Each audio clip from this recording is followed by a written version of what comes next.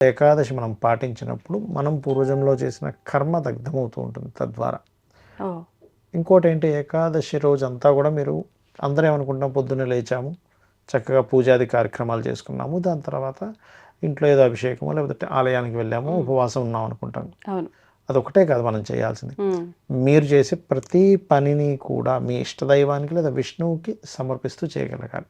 ఓహ్! అంటే మీరు ఏ పని చేస్తున్నా ఆఖరికి ఒక అడుగు తీసి అడుగు నడుస్తున్నారు. ఆ రోజున. ఆ రోజు ఆ థాట్ మొత్తం దాని మీదే ఉండాలి. ఓకే. అంటే భగవంతుడి మీదే పూర్తిగా మీ ఆలోచనని మొత్తం పెట్టుకుంటూ ఆ రోజు పని చేయగలగాలి. అంటే పూజ చేసిన కాసేపు కాకుండా అంతే. మిగతా సమయం అంతా గూడా ఆయన క్రెడిట్ ధ్యాసలో. మొత్తం అతనికే ఇచ్చుకుంటూ వెళ్ళాలి. హ్మ్. ఆ రోజు ఏదో ఒక అప్రిషియేషన్ వచ్చింది మీకు ఎగ్జాంపుల్. ఆ! ఎవరో ఏదో వర్క్ చేసేవాళ్ళు కంప్యూటర్ డిజైనింగ్ సంథింగ్ క్రియేటివ్ అనుకుందాం కాసేపు. ఓకే.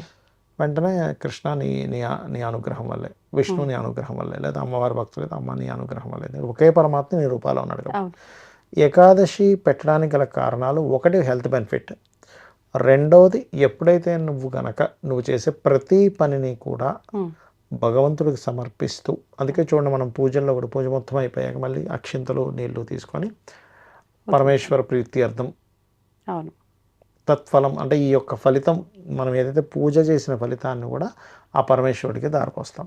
అప్పుడు ఏమవుతుందంటే అతనికి దారపోసిన తర్వాత వచ్చేటువంటి ఆయన మళ్ళీ ఇస్తాడు మనకు ఫలితాన్ని.